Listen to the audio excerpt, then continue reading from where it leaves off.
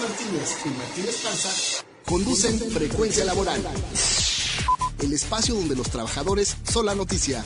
Bienvenidos. Muy buenos días, yo soy Lourdes Martínez. Hoy es sábado 3 de junio del 2017. Saludo a nuestro auditorio en el interior del país, en la Ciudad de México y a quienes nos contactan en el extranjero a través de nuestro portal www.frecuencialaboral.com. Hace 111 años, el 1 de junio de 1906, estalló la huelga de los mineros de Cananea, a la que por cierto se sumó todo el pueblo.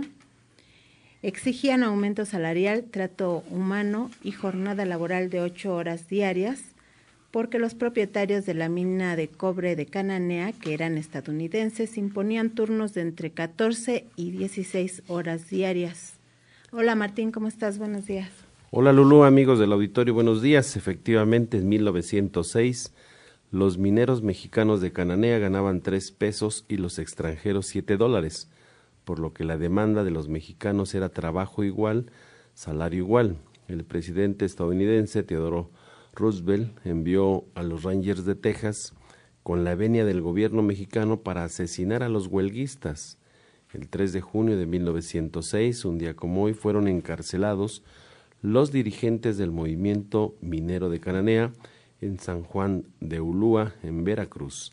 Saludo a toda la clase trabajadora del país, en especial a los miembros activos y jubilados del Sindicato Mexicano de Electricistas.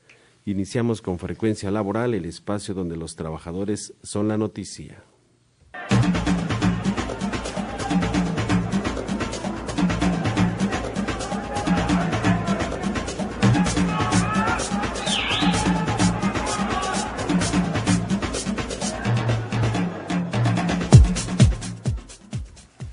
La Asamblea Nacional de Usuarios de la Energía Eléctrica, la ANUE, y el Sindicato Mexicano de Electricistas, el SME, ganaron la demanda de borrón y cuenta nueva para eliminar los cobros locos por el consumo de luz que impuso el gobierno del expresidente Felipe Calderón para garantizarle ganancias a Iberdrola, de la cual hoy es empleado, y Unión Fenosa, propiedad de Juan Carlos, ex rey de España, que hacen un negocio de coyotaje con el gas natural que usan para generar electricidad, pues lo revenden a México 14 veces más caro de lo que les cuesta en Perú. José Luis González Vázquez, integrante de la Coordinadora Nacional de la ANUE, leyó la siguiente resolución. Se establecieron los siguientes acuerdos entre las partes. Número 1. La ANUE se compromete a más tardar el viernes 26 de mayo del año 2017 a entregar a la CFE un listado inicial, digital y documental de integrantes de la ANUE con el propósito de determinar hasta el momento y lo que se acumule hasta la solución del conflicto, el monto de adeudos en el pago de electricidad para ser integrados en la cartera vencida y determinar el trato de la misma, estableciendo una mesa de trabajo para la verificación del mismo. Punto número 2. La CFE se compromete a ofrecer, mediante un contrato de luz, la regularización de los usuarios que en forma voluntaria lo quieran hacer, a partir del cual se comenzarán a realizar los pagos correspondientes. Sin embargo, de conformidad con la legislación vigente en materia de electricidad, si existe la solicitud correspondiente ante la Comisión Reguladora de Energía para el otorgamiento del permiso de una nueva suministradora de usuarios básicos que estén en el interés de la ANUE. En esta mesa se compromete a realizar todas las gestiones a su alcance para agilizar dichos trámites. Punto número 3. La CFE suspenderá a la brevedad y en tanto se resuelve el conflicto y persiste el diálogo, las acciones que tienen que ver con los cobros extrajudiciales, los cortes arbitrarios, las denuncias ante la Procuraduría General de la República, PGR, a los usuarios de la ANUE. Respecto a las denuncias ya existentes, se continuarán tratando en las reuniones acordadas con la PGR. Punto número 4. La CEGOP, de conformidad con los acuerdos establecidos, convocará nuevamente a la Procuraduría Federal del Consumidor para retomar la agenda y la mesa de trabajo propuesta por la NUE. Número 5. Se retomarán los trabajos con la Unidad de la Defensa de Derechos Humanos de SEGOV para la revisión y análisis de los casos de violación a los mismos en que señala la NUE haya incurrido la CFE. Número 6. La SEGOV establece el compromiso de abrir un canal con el Congreso de la Unión, en concreto con la H Cámara de Diputados, para tratar lo relativo a la propuesta presentada por la NUE y el SME el 19 de abril del año 2016, la cual tiene como finalidad el reconocimiento de la electricidad como un derecho humano elevado a rango constitucional. Ellos ayer anunciaron esto después de una marcha multitudinaria a la que fue el amigo bombero Peregrino, Antonio Peregrino Rojo, como reportero asignado. Toño, platícanos cómo estuvo esa marcha. Salieron del Zócalo a las 10 de la mañana y se dirigieron hacia el plantón que estaba en Reforma e Insurgentes frente a las oficinas de CFE. Fue muy nutrida, tan grande fue que estaban ya en el lugar del plantón y los últimos todavía venían por la Torre de Caballito, o sea, ese tramo de Reforma enorme. Se veía muy bien la marcha y ahí pues ya hablaron los representantes de la ANUE, los de la Coordinadora Nacional y pues fue lo que dijeron, que ya pues era un evidente el triunfo que habían logrado ahí con Gobernación. Y pues ahí estaban representantes de todos los sectores, principalmente la capital y el Estado de México, mucha gente del oriente de la ciudad. Muy nutrida esta marcha. También estuvo Martín Esparza, vamos a escuchar lo que comentó. Había que aguantar, compañeros, porque el objetivo del Estado no era acabar con Luz y Fuerza del centro. Luz y Fuerza es una industria, desde la generación, transmisión, distribución y venta de electricidad. Calderón y sus secuaces buscaban acabar con el glorioso Sindicato Mexicano de Electricistas. Aguantamos con el respaldo de nuestras familias. Más de 28,000 se fueron de nuestra organización, pero encontramos un brazo solidario y de respaldo que son la Asamblea Nacional de Usuarios de la Energía Eléctrica. Se fueron 28,000, pero llegaron más de 200,000 compañeras y compañeros.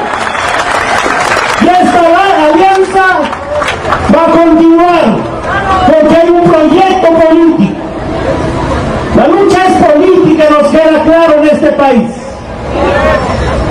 Fuimos a la defensa legal y los ministros de la Corte, que obedecen al sistema, violaron la Constitución, violaron las leyes, violaron nuestros derechos humanos, violaron los derechos de ustedes como usuarios. Los usuarios tienen derecho al servicio de electricidad. Tienen derecho a tener un subsidio en la tarifa eléctrica. Pensaban acabar con más de 100 años de historia. Bueno, Martín, pues, ¿qué sigue? Mira, aquí lo importante es que la Asamblea Nacional de Usuarios ha obtenido un reconocimiento muy pleno de un movimiento social en el país, con una demanda central que es el derecho humano a la electricidad, es el borrón y cuenta nueva y es una tarifa social y justa, y eso es una de las demandas centrales de este gran movimiento de usuarios de la energía eléctrica, que es uno de los temas de interés nacional. Ahí en esa mesa yo estuve también presente en Gobernación y estuvo la gente de la Comisión Federal de Electricidad. Uno de los primeros temas es que se suspenden todo este tema de los cortes y de las demandas que han venido haciendo la CFE en contra de los usuarios para estarlos hostigando de manera permanente. También separaron todas las demandas que ya existen en PGR, incluso les están demandando por robo de energía eléctrica como si fuera un daño patrimonial o federal, y eso quedó muy claro en la mesa de negociación. Aquí lo que sigue es que se identifica en un primer listado, una primera etapa, todos los usuarios que tienen su queja ante Profeco y lo está censando la Asamblea Nacional de Usuarios de la Energía Eléctrica para identificar los montos de los adeudos, toda vez que quedó muy claro en esa mesa que estos usuarios no tienen un contrato de luz con la Comisión Federal de Electricidad. Y ahí estaba el funcionario de la CFE y como quería explicar que era por parte del decreto lo que les daba facultades para entrar, cuando los usuarios tienen derechos. Y además recibieron toda la infraestructura de luz y fuerza sin que les haya costado un solo peso. Y en ese sentido, entonces lo que sigue es una reunión el próximo lunes a las 6 de la tarde con todos los coordinadores nacionales de la NUE para identificar en cada una de las regiones, como hay comités ya de usuarios establecidos, cuáles son los servicios, cuánto es su consumo, qué tipo de tarifa es la que están, identificarlo. Y esto pues son adeudos hasta ese momento, pero a partir también los que se acumulen a partir de una solución clara al conflicto. Aquí el compromiso es de que se establezca o se le dé el trato de cartera vencida a todos los que no han podido pagar la energía a partir de que les han retirado el subsidio, a partir de los incrementos de recibos locos, estimación de las propias lecturas, y entonces eso nos va a permitir ver el monto y poder regularizar. Ellos están dispuestos a regularizar siempre y cuando haya una tarifa justa. Hoy la mayor parte de tarifas están prácticamente pues con unas cargas fiscales de impuestos hasta del 40%, y nosotros estamos ya trabajando para solicitar ante la Comisión Reguladora una suministradora de usuarios de consumo básico que ya está constituida, se llama Subase, que es suministradora básica del centro, y nos va a permitir, ya con plantas de generación que estamos echando a andar como hidroeléctricas, poder darles una oferta de tarifa justa a partir de los costos de producción, los costos que se tienen que pagar de distribución, y darles una alternativa distinta a lo que hoy les ofrece la Comisión Federal de Electricidad. Y por otro lado, el compromiso también con Gobernación es de impulsar la iniciativa ciudadana que está en el Congreso para que se discuta el tema de la tarifa social, porque hay gran cantidad de usuarios, incluso en la zona metropolitana, principalmente en la zona oriente, como decía Toño, que la gente no tiene para pagar la luz.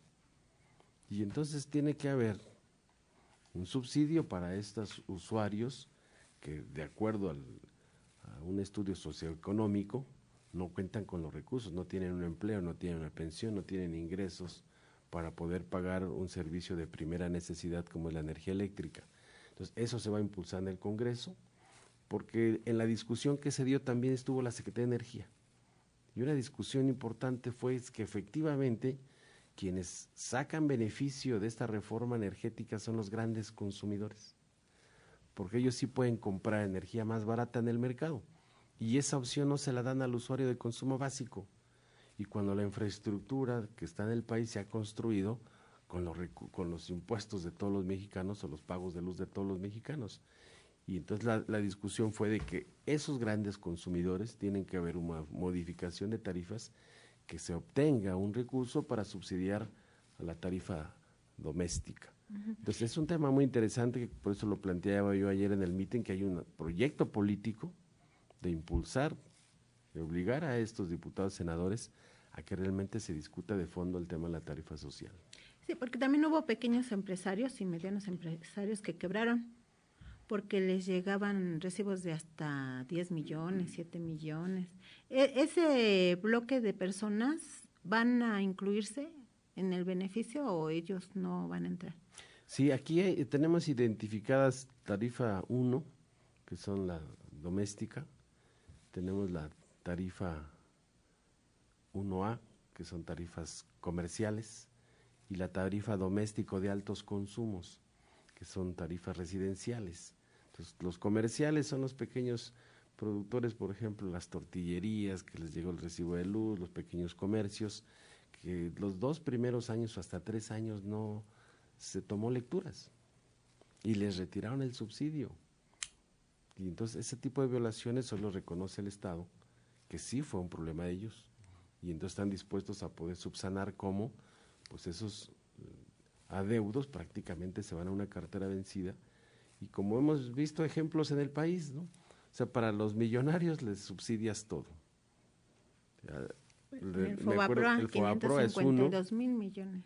pero también reciente, hace 2 años, en la ley de ingresos y de egresos que se discute en el Congreso, a los morosos de impuestos como Televisa, con el 10% de pagar de los adeudos que traía, le condonaron casi 3,000 millones de pesos.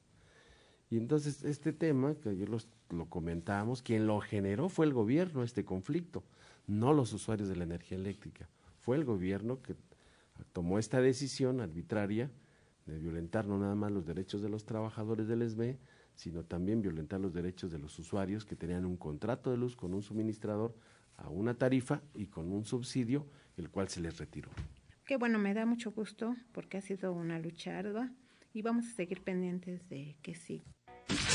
Estás escuchando Frecuencia Laboral con Lourdes Martínez y Martín Esparza. Seguimos. El despertar del gallo. Bien, la pregunta del despertar del gallo el día de hoy es: ¿en qué consiste la indemnización en caso de despido injustificado? Si conoce la respuesta y llame y participe, estamos transmitiendo en vivo. Lo invitamos a que visiten nuestro portal www.frecuencialaboral.com. Tenemos llamada Ramón Ramírez de Cuautla, Morelos. Él dice que denuncia la subrogación del servicio médico del Instituto Mexicano del Seguro Social, Hospital 7 de Cuautla, Morelos, que le dan a empresas privadas los servicios, se los pagan en lugar de componer los aparatos que dicen que tienen descompuestos. Entonces, de esa manera, pues mantienen empresas. Y bueno, pues en el IMSS y en el ISSSTE está pasando lo mismo. Si nos llama Ernesto Pereira de la Industrial, es ingeniero del Politécnico, dice cómo se va a manejar en las colonias que se opusieron al cambio de medidores, que se quedaron con contrato en compañía de luz. ¿Qué pasará? Hay una reunión el día lunes a las 6 de la tarde con los coordinadores de los comités de usuarios y vamos a establecer una serie de orientaciones para que se pueda contemplar a todos los usuarios que de manera solidaria se han mantenido firmes en el derecho a la electricidad y a una tarifa social justa. Y sí, estén pendientes, ¿no? Ernesto Brambila, saludos a la mesa y a Frecuencia Laboral. Gracias. En otra información, el Sindicato de Trabajadores Académicos de la Universidad Autónoma Chapingo, el STAWACH, estuvo conmemorando su aniversario número 35. Invitamos al maestro en ciencias Sócrates Silverio Galicia Fuentes, secretario del Exterior de este sindicato STAWACH, para que nos platique qué analizaron sobre los retos del sindicalismo actual en este sistema capitalista neoliberal que nos tiene sometidos a los designios de organismos internacionales y han incrementado la pobreza en México. Bienvenido al RIN Laboral. El RIN Laboral.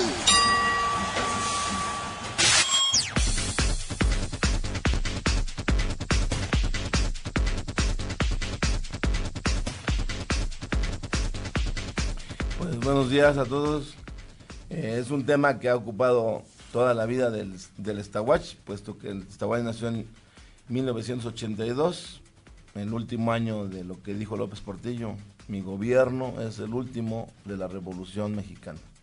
Y a partir de ahí, pues entró Miguel de la Madrid y ya aplicando ya el neoliberalismo, que se empezó a llamar, ¿verdad?, de esa manera, pero que en realidad pues obedece a una reestructuración internacional del capitalismo y que pasa necesariamente por modificar, por un lado, el Estado que en Europa se le ha conocido como el Estado social y en Estados Unidos se le llamó el Estado de bienestar. que implica, entre otras cosas, pues la supresión de las relaciones laborales, o sea, de las políticas laborales que había inaugurado, ¿verdad?, Franklin Delano Roosevelt en el año de 34, que es ahí de donde se da la luz verde para que se implanten los derechos laborales a nivel planetario, que no se habían querido aceptar, pero cuando Estados Unidos los acepta, pues se vuelve universal los derechos laborales, que es básicamente derecho de huelga, derecho a las convenciones, ¿verdad?, colectivas o contratos que le decimos aquí, y el derecho de sindicalización. Entonces, esto llevó, según varios análisis del propio Banco Mundial y algunos otros estudios, pero también de estudios de algunos especialistas, como Daniel Bell, que exponen que durante ese periodo la productividad media del trabajo a nivel mundial fue cayendo, mientras que crecía la participación en la riqueza, su participación en acceso a la riqueza a través de todas estas prestaciones, que le llamaron ellos, que llevó a una rigidez de la relación laboral. Esa es el diagnóstico del capital en torno a todo este periodo y a la crisis de que se manifestó en los años 70. Entonces, de ahí pues viene un proyecto de reestructuración, o sea, había que bajar la participación de los trabajadores en la riqueza social y presionar para que se incremente la productividad.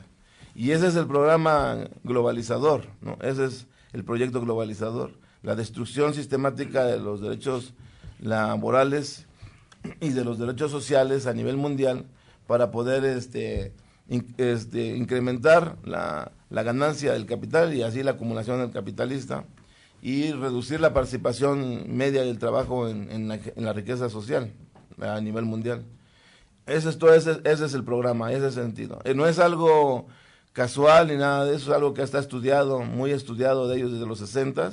Desde los 60 empezaron ellos a notar con datos que ellos manejan, ¿no?, a través incluso de la Organización Internacional del Trabajo, y que pues cada vez fue creciendo hasta que en los 80 pudieron aplicarlo, ¿no? No sé si recordemos, ¿verdad?, el famoso trío del mal o trío de los ¿verdad?, a Thatcher allá en Inglaterra, Reagan en Estados Unidos y Helmut Kohl allá en Alemania, ¿no?, que fueron los campeones mundiales, ¿no?, del neoliberalismo. Sí, o sea, el neoliberalismo en realidad es eliminar toda la intermediación del Estado en regular que no haya tanta explotación laboral para dejar hacer a las empresas lo que se les pegue la gana para que obtengan más ganancia. Y lo primero que impusieron fueron despidos masivos de los trabajadores que tenían derechos, porque hasta en Inglaterra hubo movilizaciones de trabajadores, sí, y recontratar pues ya sin prestaciones, por tiempo, con jornadas de más de 12 horas. Ahorita estamos como los mineros de Cananea, como en el siglo XIX. Jornadas de 14, 16 horas, pagos mínimos.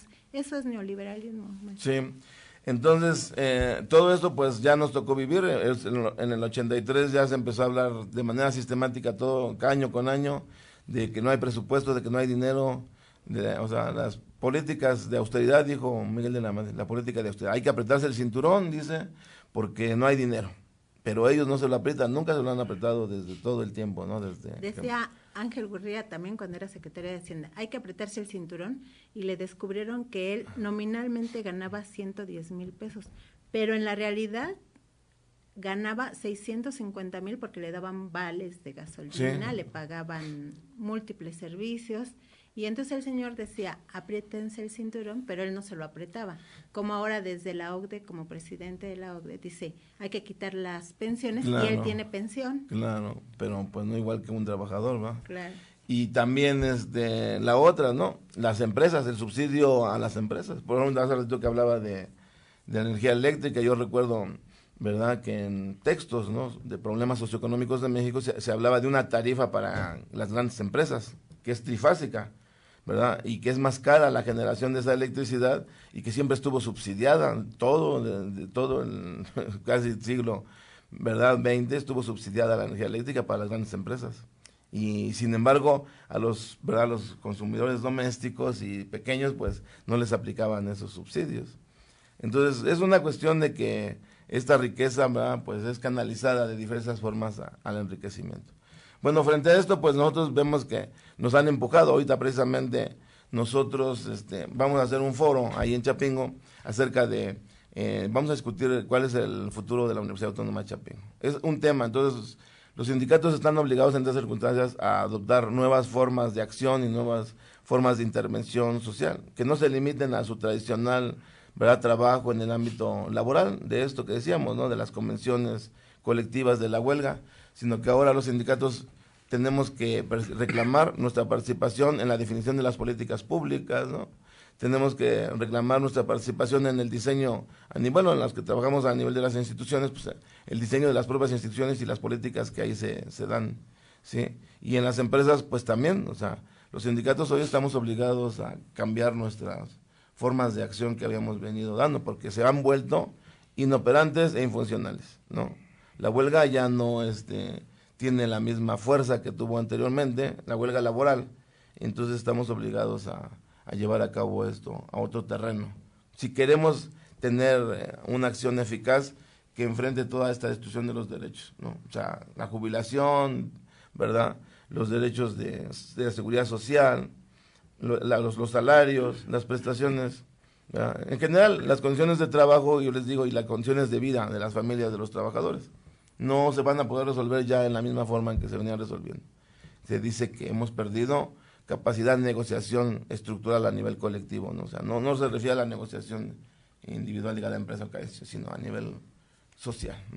Así es. Bueno, maestro, pues usted nos hizo favor de enviarnos su colaboración por escrito y con mucho gusto nosotros la vamos a publicar en nuestro portal www.frecuencialaboral.com, que ya puede leer desde mañana por la tarde. Hoy en la noche, a las 7, 8 de la noche, ya puede escuchar la repetición del programa Frecuencia Laboral, el espacio donde los trabajadores son la noticia. Llame y participe, estamos transmitiendo en vivo. Nuestros teléfonos en cabina son 5518-7760 o la da sin costo 01800-581-8248. Lo invitamos a que visite nuestro portal www.frecuencialaboral.com. También saludamos a nuestros colaboradores voluntarios, Andrea Luna, quien nos apoya contestando sus llamadas y también transcribiendo las participaciones de Martín Esparza para que puedan ustedes conocerla, y hay compañeros que las copian y las distribuyen, y bueno, pues también así se conoce un poco más lo que le informa Martín Esparza al público, pero en especial a los trabajadores del ESME, afiliados al ESME. Saludamos a Denise Carmen Moreno, quien nos hace el favor de venir cada sábado a contestar sus preguntas sobre temas laborales. También pues están aquí todos nuestros colaboradores voluntarios, que los voy a saludar más adelante. Nos vamos a un corte y regresamos. Estás escuchando Frecuencia Laboral, el espacio donde los trabajadores son la noticia. Volvemos. ¿No tienes ganas de jugar con tu tío favorito? No, porque tocas mi cuerpo. Ya te dije que vamos a ir a mi casa a ver películas. No voy a ver películas sola contigo ni con nadie. Mi padrastro me está haciendo cosas que no están bien. Yo no quiero que me siga pasando esto. El entrenador hizo algo malo. Tenía miedo. Pero le dije a mis papás, nadie tiene derecho a tocarte. Tu cuerpo es tuyo y de nadie más. Cuídate, no te dejes. El abuso sexual infantil debe acabar. No te calles. Llama al 089 con APO. Estás escuchando Frecuencia Laboral con Lourdes Martínez y Martín Esparza. Seguimos. Tenemos llamadas del auditorio. Arturo Higuera de Tlalnepantla, jubilado de Luz y Fuerza, y pregunta dónde pueden hacer la queja contra la Comisión Federal y ante la Profeco en Tlalnepantla. Sí, ahí tenemos mesas de comités de usuarios, pero lo más rápido es ir al Sindicato Mexicano de Electricistas, Insurgentes 98, en el lobby. Hay una mesa permanente que está de lunes a viernes.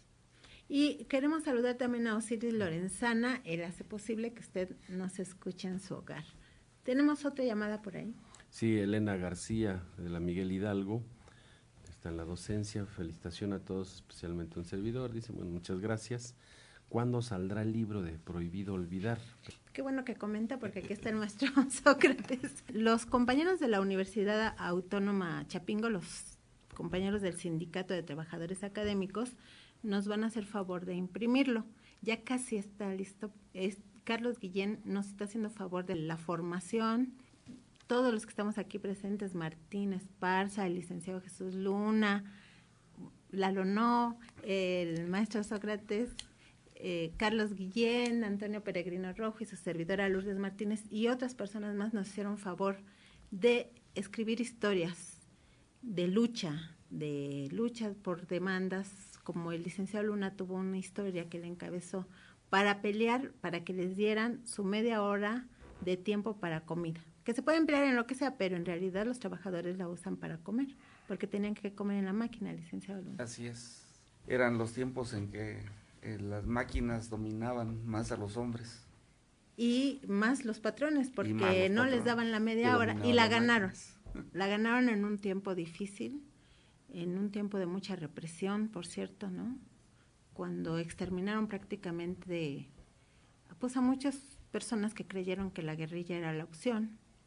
Entonces, pues fue una osadía lo que ustedes hicieron, licenciado Luna. Pues ahí todos ¿Cómo han sido osadías las que han hecho? Pero de ese tipo de historias vienen en el libro, también la historia del ESME, pero cada semana les vamos a ir diciendo un cachito. ¿Cómo para cuándo cree que estaría ese libro, maestro? No, pues todo depende de que entreguen. ¿Cuándo lo entreguemos? Guillén, ¿cómo para cuándo crees que ya es En cuanto se lo entreguemos, más o menos, ¿cuándo calculas? Pues esta semana lo entregamos. Sí, que realmente no ha sido problema de Guillén, sino que hemos estado como a marchas forzadas, entregándole pedacitos por pedacitos, y él ha hecho una labor pues gigantesca porque es un trabajo de talacha. Yo le acabo de entregar las fotos que se van a publicar. Se acaban de tomar las últimas fotos. Ahorita acabamos de tomar una foto de todo el equipo.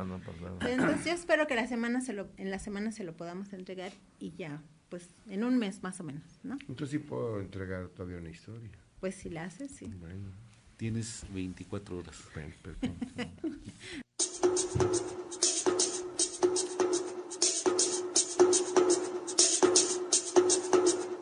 Seguridad Social. ¿Sabes lo que es?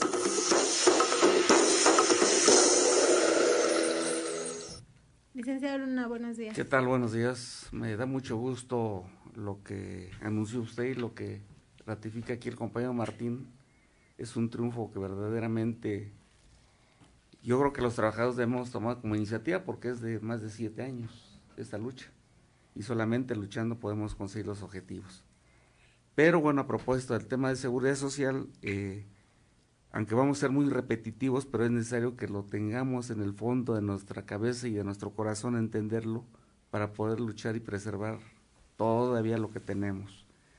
La seguridad social es entendida como el logro de la satisfacción plena de las necesidades humanas, como es salud, educación, vivienda digna y un salario justo, así como tener una atención médica adecuada y sobre todo una pensión después de que un trabajador laboró más de 30 años al servicio de cualquier empresa. Ese es lo que entendemos por seguridad social.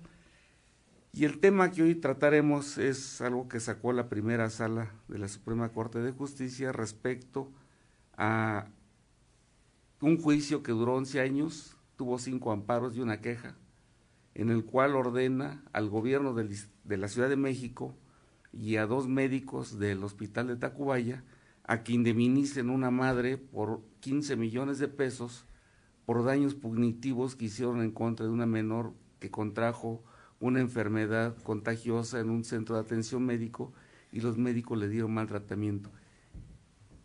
Tiene una especial relevancia esto, sobre todo porque es muy frecuente que la atención médica desafortunadamente no sea la adecuada. En algunas ocasiones porque los médicos no tienen un comportamiento ético como profesionistas que son, y en otras ocasiones porque en los hospitales dan instrucciones a los médicos de que salgan como las tortillas los pacientes y en vez de darles una atención adecuada, y porque carecen de los medios suficientes para dar la atención adecuada. Y esto provoca que cuando un derechohabiente hace uso de alguna institución clínica y que es mal atendido y que después presenta sus quejas por el daño que sufrió, pues se queda ahí. Y se queda ahí incluso si creó una institución con el propósito que los trabajadores o la gente que recibe una mala atención pudiera presentar sus quejas, pero casi siempre eran insuficientes. Y es aquí donde cobra relevancia esta tesis, porque dice que cualquier daño que sufra la gente que recibe atención médica y no es la adecuada y lo acredita, tiene que ser indemnizada en los términos del daño posible. Y eso me parece que es algo que debemos tomar en cuenta todos los derechohabientes.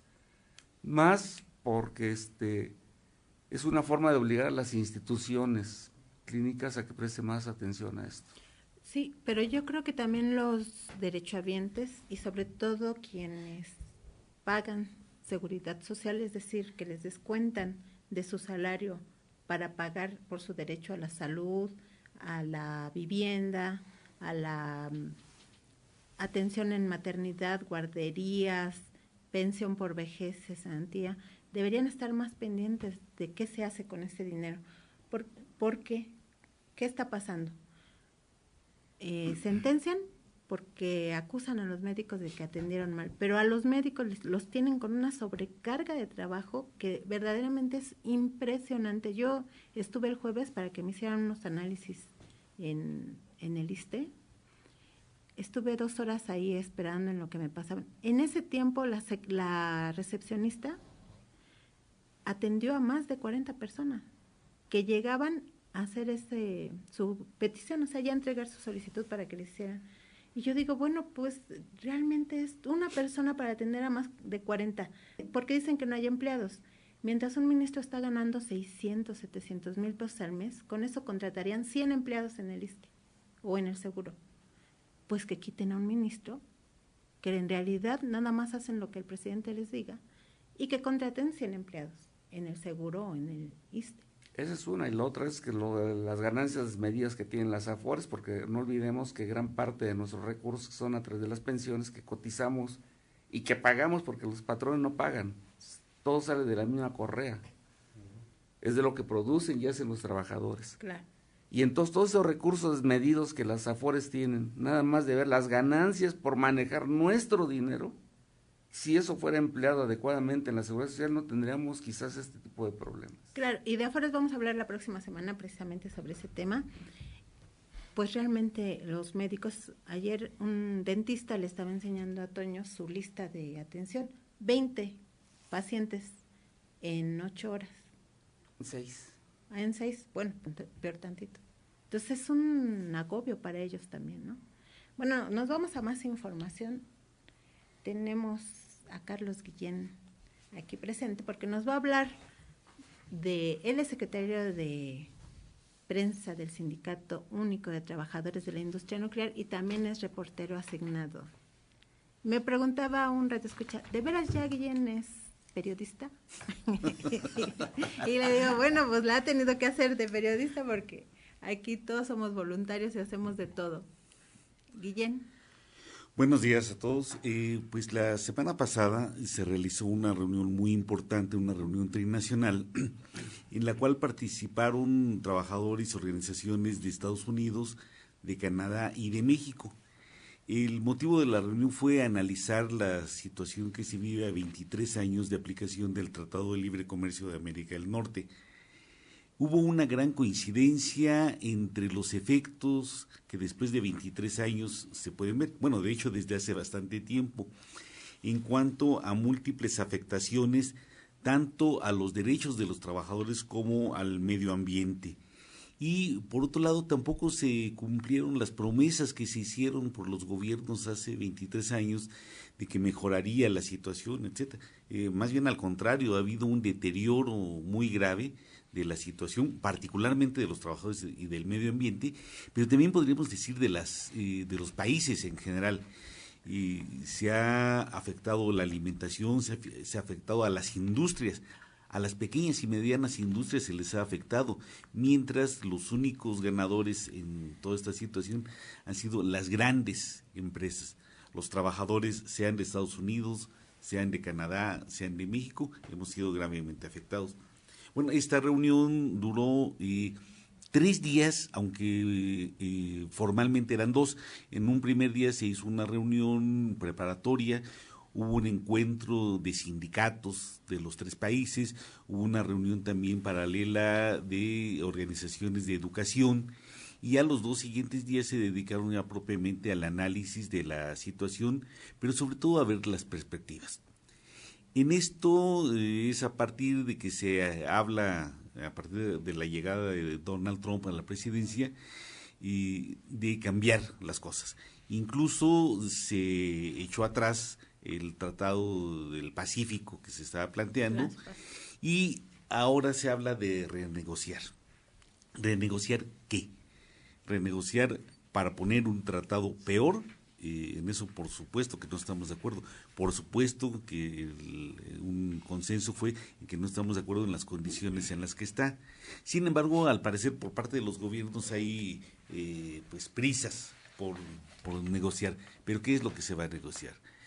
Y nosotros, por supuesto, decíamos, no estamos de acuerdo en que se empeoren las cosas, pero sí nos parece que hay que trabajar y hay que impulsar un nuevo sistema de relaciones entre los países que respete los derechos de los trabajadores, que respete al medio ambiente, que salvaguarde los derechos humanos, que salvaguarde la soberanía alimentaria, en fin, que se establezcan nuevas relaciones entre los países.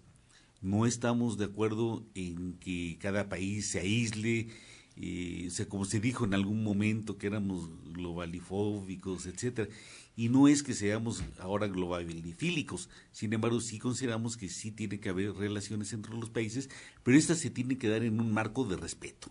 Sí, eso fue lo que planteamos. Sabemos que difícilmente cuando se establezcan las negociaciones, que están muy apurados en tener, nos van a tomar en cuenta, no nos tomaron en cuenta hace 23 años y no creemos que ahora lo hagan. Sin embargo, sí tenemos una serie de planteamientos que hacer. Sobre todo se estableció un compromiso de continuar unidos, de continuar discutiendo, analizando las cosas y de emplazar iniciativas comunes de acciones en los 3 países. Eso sería así muy a grandes rasgos. Por México, pues hubo una participación muy amplia, participaron la Nueva Central de Trabajadores, la Unión Nacional de Trabajadores, Censuesic, los compañeros de la CENTE, los compañeros del Sindicato Minero y una gran cantidad de ONGs. Incluso podría decir fueron mucho más las ONGs que participaron que los sindicatos. Organizaciones campesinas también estuvieron presentes. Entonces nos parece que fue una reunión muy importante, muy amplia y que plantea perspectivas para acciones comunes desde el punto de vista, desde el lado de los trabajadores y de los pueblos. Martín, tú también estuviste ahí, también estuvo Montes de Oca en las conclusiones. Sí, efectivamente eso fue un encuentro relevante porque nuevamente está México sentado para revisar el Tratado de Libre Comercio y eso fue a un manotazo del gobierno de Donald Trump. Emplaza al gobierno mexicano, emplaza al gobierno canadiense y el ministro de Relaciones, Videgaray, con Ildefonso Guajardo, están ya en la mesa y diciendo que este tratado va a ser como si nos subiéramos en la montaña rusa, pero sin cinturón de seguridad. Y ya pusieron en la mesa el tema de energía, el tema de telecomunicaciones, nuevamente el tema del campo, cuando son de los sectores donde se han venido haciendo reformas, pues para privilegiar a las empresas estadounidenses. Entonces, me parece también que el Senado de la República tiene que informar al pueblo de México sobre el tema del tratado. Y lo que nosotros buscamos, y de ahí se planteó, es que tenemos que generar un esfuerzo entre todas las organizaciones sindicales, sociales, campesinas, para incidir en esto, porque estamos fuera de la discusión. Fue lo que explicó el ingeniero Agustín Rodríguez, dice, nosotros no nos están tomando cuenta los mexicanos, a los sectores que generamos la riqueza, para identificar la problemática sobre el tratado. O sea, hay que generar condiciones para estar en la discusión, o sea, porque ni siquiera te han corrido la cortesía, como así fue hace 23 años, fue un tratado que generaron los gobiernos para beneficiar a los empresarios. Y el resultado pero los ahí empresarios está. transnacionales, ni siquiera los grandes, los grandes empresarios, sí. Porque a los pequeños les pasaron las corporaciones. No, aquí podemos ver que tenemos al hombre más rico del mundo que se benefició de este tratado. Claro. Hay otros como Germán Larrea, que es el segundo hombre más rico del mundo, que se benefició también del tratado. Y así podemos ver a los hombres más ricos de este país que se han beneficiado y pasaron por la pequeña y mediana empresa y nos han hecho dependientes tecnológico, alimenticio de los Estados Unidos. Pues resulta que Estados Unidos es el principal productor de maíz, cuando México es originario en el tema de maíz. Claro. Y nos han puesto una serie de aranceles que hoy todavía se insiste por parte de Estados Unidos en seguir cobrando, aumentando los aranceles a los productos que se envían de México para allá. O sea, con ese tratado pues prácticamente se le respaldó a las empresas que están importando una serie de productos. Sí, y donde están beneficiados muchos altos funcionarios públicos que se han aliado con estos. Estás escuchando Frecuencia Laboral con Lourdes Martínez y Martín Esparza. Seguimos. Nos está correteando el tiempo, pero ¿a qué conclusiones llegaron sobre el tema energético, Martín? Bueno, en el tema energético hoy el diagnóstico que se hace, que se hizo una reforma energética en nuestro país de petróleo y electricidad, pues para quedar bien con los Estados Unidos, para beneficiar a esas empresas. Y hoy resulta con el anuncio de Donald Trump que el tema del calentamiento global, el tema del medio ambiente, pues prácticamente se lo pasó por el arco del triunfo. Aquí en la reforma, en el tema eléctrico, dicen las energías renovables en los próximos 10 años hay que llegar a 35% de energías renovables, cuando la tecnología está sumamente cara y hacen subastas. Sin embargo, pues no ha tenido los beneficios para los mexicanos. La conclusión en sí es que todas las organizaciones mexicanas, estadounidenses, canadienses que estamos en este bloque, podamos incidir en este proceso. Uh-huh. Tenemos muchas llamadas, voy a ir leyéndolas. Miguel Salguero pregunta a licenciada Luna que él tiene 73 años y no cobró su Infonavit, que si puede hacerlo todavía, que le llame por teléfono. ¿A sí, dónde? Al 55 16 77 97 88. Otra vez por si no alcanzó. 55 16 77 97 88. María de Los Ángeles dice que felicidades a Martín Esparza por su movimiento. El maestro Víctor Manuel García Salinas agradece porque él es uno de los beneficiarios por el logro de borrón y cuenta nueva, y que dice que Videgaray se queja de que en Venezuela hay intervencionismo, pero no habla del intervencionismo en México del Fondo Monetario Internacional. Nadia García felicita al programa, a Martín, a todo el equipo, a mí, muchas gracias por ser un equipo de información responsable, dice ella. Un saludo desde aquí para allá. Mercedes Lozano quiere saber dónde puede presentar su queja respecto al servicio del ISSSTE. Su hijo fue a sacar ficha para atención médica y le dieron cita hasta julio. Ahí hay un módulo de quejas. Yo he metido quejas por suspensión de consultas y sí las procesan, pero hay que seguir el procedimiento. Se tardan, pero sí. Métala en el módulo. Licenciado Luna, ¿tiene usted una queja? Sí, así es. Bueno, una muy denuncia. Rápido. En el año del 2016, el Sindicato de Electricistas de la República Mexicana y la Comisión Federal de Electricidad firmaron un convenio en el cual modifican, entre otras, la cláusula 69 que habla de las jubilaciones. Anteriormente a esa reforma que hicieron, el trabajador se podía jubilar con 30 años de servicio y 55 años de edad.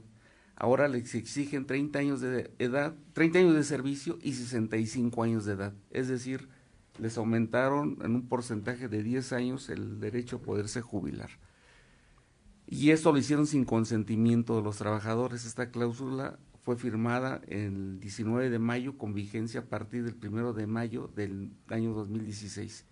Los trabajadores inconformes, principalmente del norte de la República, de Sinaloa y Sonora, interpusieron una demanda que fue depositada ante la Junta Federal, y la Junta Federal lo remitió a Asuntos Colectivos, y los cuales niegan la posibilidad de llevar un juicio porque dicen que los trabajadores no tienen personalidad jurídica o no tienen legitimación activa, como ellos llaman, para poder demandar este tipo de nulidades que afectan sus derechos fundamentales y principalmente los humanos, por el hecho de que dicen que no representan a la mayoría de los trabajadores y que es la mayoría la que debe reclamar este tipo de asuntos.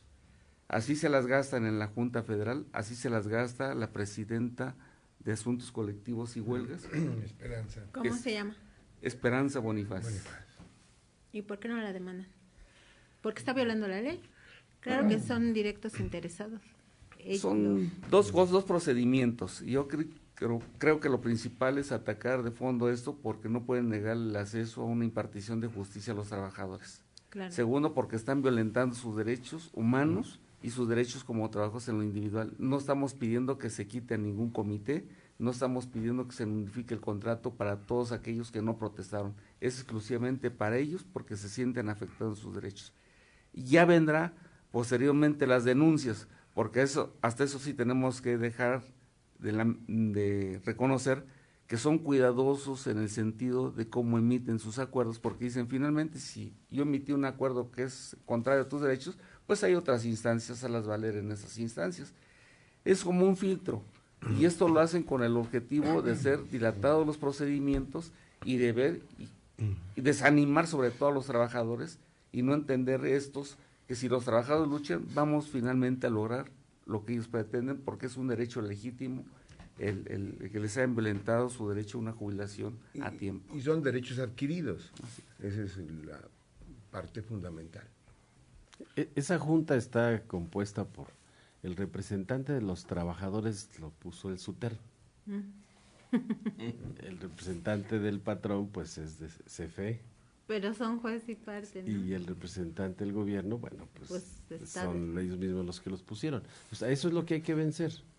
O sea, hay que vencerlo, hay que, sí, como lo está haciendo el licenciado Luna, interponer todos los recursos legales, pero ahí lo importante es la denuncia, política. La presión política. Nosotros estamos ahí ventilando también la demanda que le hicimos el ESME al SUTER, y ya lo tenemos ahí.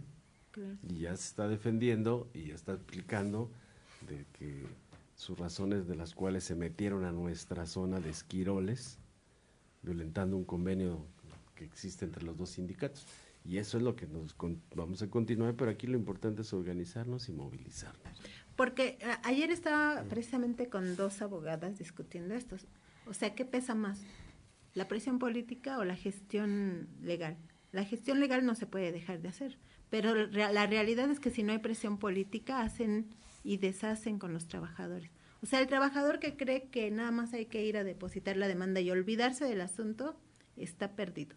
Seguramente le hacen este tipo de chicanas legales, le dicen, ¿no?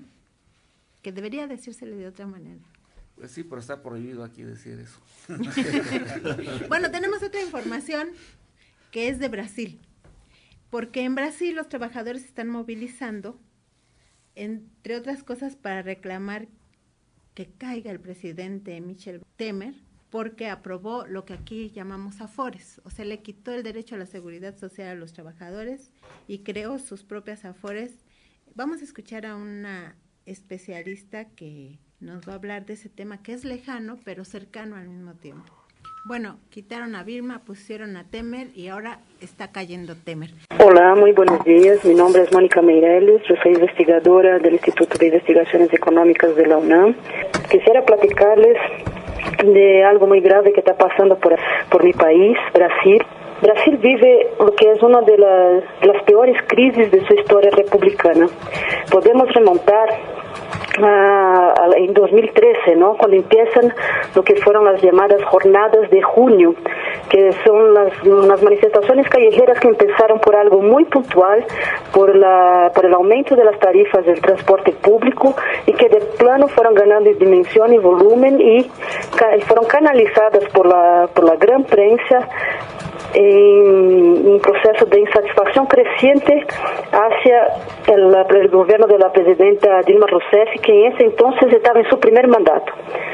En 2014 hubo unas elecciones generales para presidente, y en esas elecciones Dilma se postuló como candidata. Entonces Dilma Rousseff sale como candidata a la reelección y va por el Partido de los Trabajadores y va en contra su contrincante, es un senador, se llama Aécio Neves, que también es un personaje que regresa con fuerza en esa última semana. En el confronto electoral Dilma Rousseff gana, pero por un margen de maniobra muy apretado, muy estrecho, ¿no? En 2016 se debilitó muchísimo la base aliada de los partidos que apoyaban al gobierno del PT. Entonces es el PT, el Partido de los Trabajadores, el partido de Lula y el de Dilma. En 2016, ahí sí, ese desgaste gana forma de intento de desestabilización del gobierno. Entonces es cuando vemos en 2016 que hay toda esa ingeniería para armar un golpe de Estado con un barniz de legitimidad constitucional, pero es nada más un barniz, porque toda la maniobra parlamentaria que fue puesta en marcha para sacar a Dilma se basó en una inverdad jurídica, ¿no? La acusaron de un crimen de responsabilidad que jamás quedó cabalmente corroborado. Entonces, por eso mucha gente afirma, muchos analistas entienden que se trató de un golpe de Estado, pero un golpe de Estado parlamentar. Con Temer en el gobierno, con Michel Temer ya como presidente, porque Michel Temer fue el vicepresidente de Dilma, cuando él asume el gobierno, lo que se pone en marcha en términos de política económica es un programa que se llama Puente para el Futuro. En esa Puente para el Futuro hay dos aspectos fundamentales. Uno es la reforma del sistema de jubilaciones, donde hay una pérdida clara de los derechos de la clase trabajadora brasileña. Y la otra se fijó un techo para el gasto social. Eso significa que durante 20 años el gasto público no puede aumentar más allá que la corrección de la inflación del año anterior. Entonces eso amarra la capacidad de la acción del Estado claramente en contra de los intereses de la clase trabajadora brasileña. Bueno, dice Armando Hernández, hace un comentario sobre la guerra sucia del proceso electoral, que no podemos leer porque estamos en veda electoral. Nos vamos, hasta la próxima. Frecuencia laboral. Escúchanos el próximo sábado de 7 a 8 de la mañana por el 760 de AM.